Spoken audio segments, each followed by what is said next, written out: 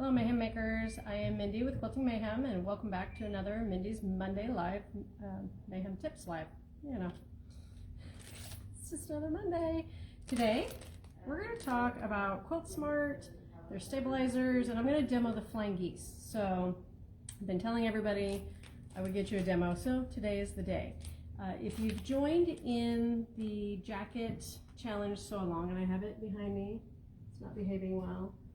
But this is my Free Spirit Challenge jacket using Quiltsmart Flying Geese and Tula Pink fabric and Anna Maria Horner fabric as part of the jacket challenge. So this is the one that's kind of following all the rules. So it's the Tamarack jacket pattern from Grainline Studios. It's using a Quiltsmart stabilizer foundation and then all Free Spirit designers. So if you're trying to join the challenge and win prizes, up to $2,500 of prizes.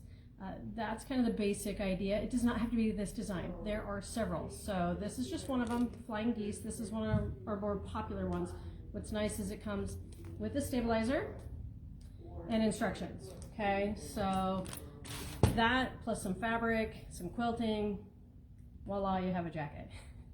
I know, it's maybe not quite that easy, but those are the main components for the challenge. If you're joining our challenge, we are just not specific on the fabric requirements. You can use any designer you want, but we do want you using a Quiltsmart panel of some sort in there. It does not have to be a gazillion Flying Geese like I did. I just wanted to make fun designs and patterns, and each one's actually different in the jacket. So I went a little crazy because once I started to learn how to do these geese, it was a lot of fun.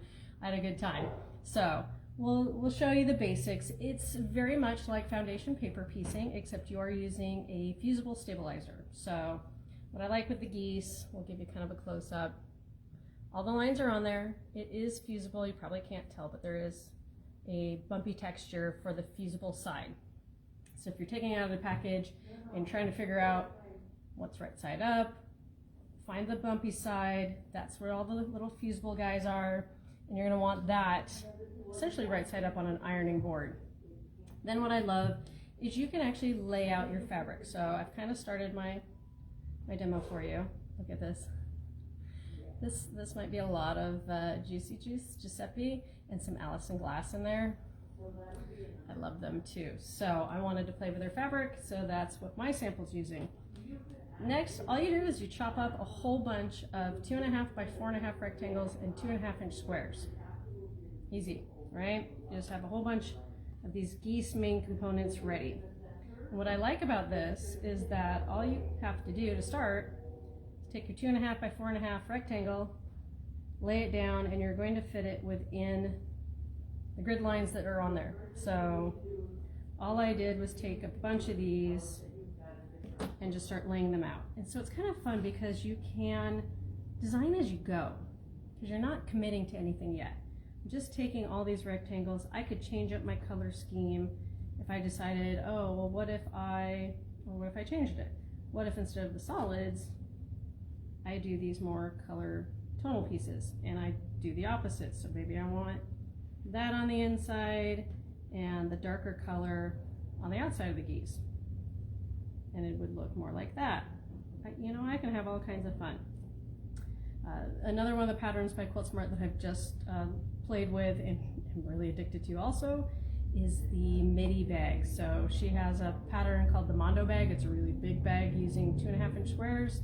I did the midi, the little bit smaller size, all 2.5 inch squares. It was so much fun. I actually took the panels, took a bunch of squares, wrangled my teenager and said, here, lay squares out. She didn't realize that I was using her as child labor, but you know, it's okay. It's family, right? That's what you do. And she actually had a lot of fun. She got to move fabric around, and she's like, oh, this one had this combo. This one I went blue, blue, orange, whatever. It was kind of fun because you can lay out, create different designs before you commit to anything. So all you do is you lay your rectangles out, and then you iron them. Okay, so I'll show you this guy here. We'll move that, and that's all this piece is. So I just filled in each rectangle, took my iron. I do have steam on, I do like using steam. I find I get a little bit better result, except for my iron needs to warm up again. But I'm just light pressure straight down. Remember with fusible, you don't want your iron touching any of the open fusible spaces because then it'll stick to your iron and icky gross things happen to your iron, and then you have to let it cool down and clean it. It's just not a lot of fun. All right, so rectangles all fused so they don't fall off, and they may fall off. If it's okay, just press them back on. And then, so you do all that first. So just do your whole row, all the fabrics, however long you need it or want it. So what's nice is you can also shorten it, lengthen it, do whatever you want.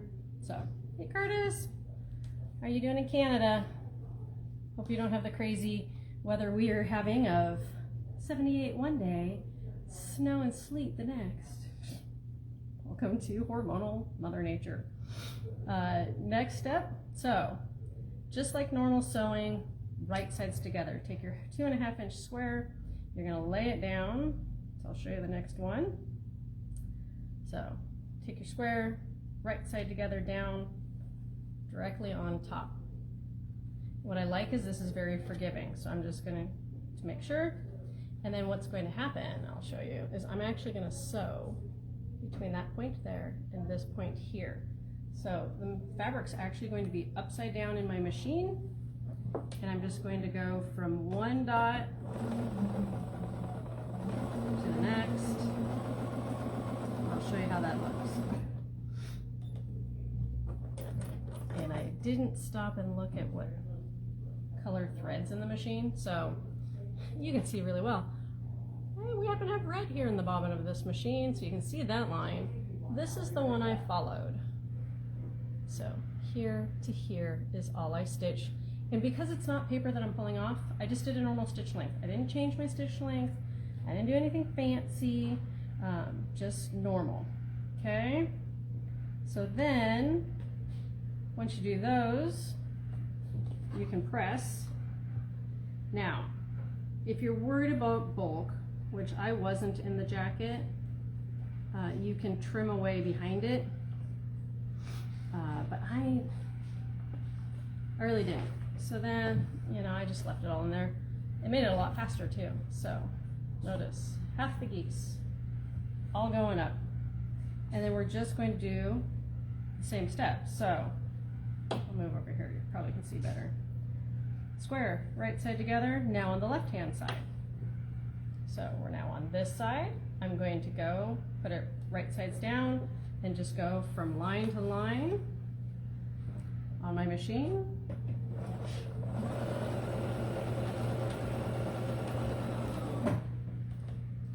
And then, oh, see, Canada's not any better. We got the same weather we do. So then, once I press it, I'll have my lovely flying geese. So then, I'm gonna go up, you know, essentially the whole left-hand side is what will happen. So, going to match fabrics. I'm gonna do a couple just so then you can see how the geese join. So I'm gonna do number 2, and then I'll show you where the real magic happens.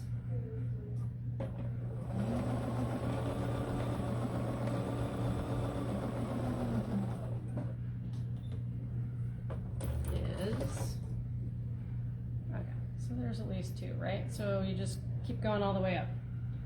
I'm like, this may be my new favorite way to do flying geese. Because it's just quick and easy. It is bulkier.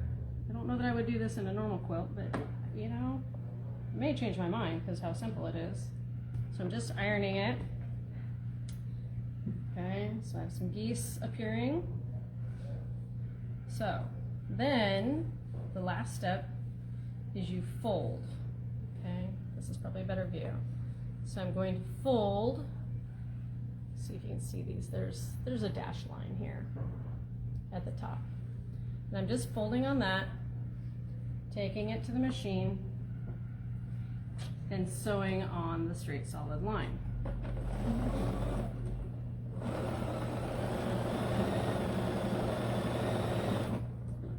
Now normally I don't stop in the middle. I go all the way up. but I don't want to bore you guys.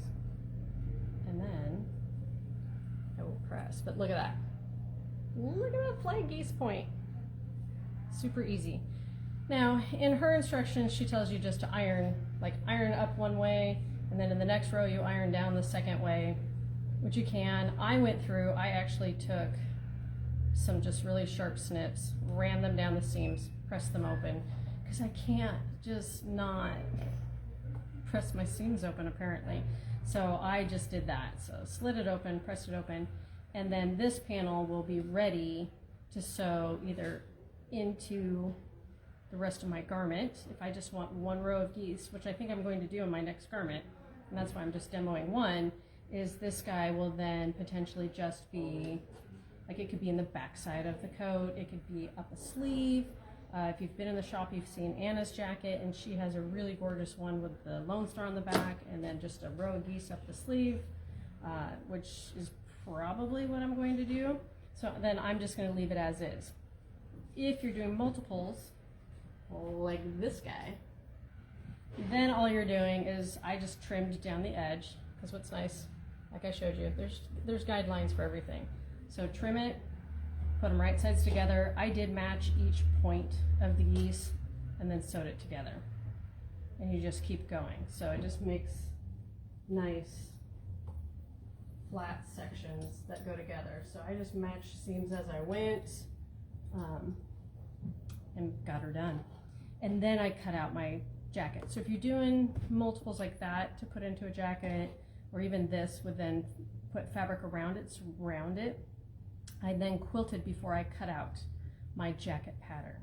So if you're putting this in a garment, I highly recommend inset it into all your fabric, sandwich it, quilt it, then take your pattern piece and cut it out. And make sure when you are doing your measurements, be forgiving.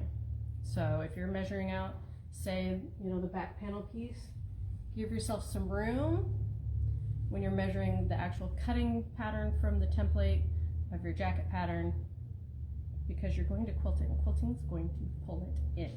Okay, so give yourself room, give yourself some extra room. Don't put anything on those outer edges. Just don't, because you're potentially going to lose them, chop them, or they're going to float in more than you expect. Just save yourself the headache. Don't try to put anything fancy on what you think is going to be the edge of the back piece, okay, or the sleeve or whatever. All right, and so those are the things. Be mindful. Be mindful of where you're putting everything, where it's going to go in a garment, because it may end up in a shoulder seam. It may, end up with like this with some binding around it. So keep in mind where everything's going to lay out as you're building your project. But otherwise, I mean, look, give me 10 more minutes, I'll have one row of these done. Magical. I can't get a dozen flying geese put together in like 10 minutes. So this is like my new favorite for flying geese. All right, so hopefully this might help you out. A lot of the Quiltsmart foundation stabilizers, they're a lot like this. They're kind of that foundation paper piecing style where you're fusing a bunch of fabric down and then sewing your seams as you go, or that flip and sew type method, which makes it super easy. I love it. Okay, so don't be scared. Don't be scared of these packs and these jackets that just, they look intricate, but this stuff makes it so much easier. All right, but if you have questions, reach out to us. If you're doing the jacket and haven't joined our Facebook group, go find the QM Quilt Coat Sew Along Facebook group, or you can go to our website under inspiration, and there's links to the Facebook group in there also. So I just love it. Yes, right, Fran? Perfect points. If you've ever hated geese, this gives you those perfect points, and that just makes me so happy as a quilter, because sometimes we struggle with perfect points. So, all right, reach out if you need anything, if you need help. We're going to keep trying to make some different videos for the jackets for you guys. So if you're doing different ones of the quilt coat patterns, I know Anna's working on a Lone Star video for you guys. And then we're going to do videos to teach you how to inset these into garment pieces. So if you are trying to do this, be patient, we've got it coming. We'll show you how to inset it into some fabric and then get it quilted and into a coat. All right, guys? I hope you have a lovely, lovely Monday and keep on stitching.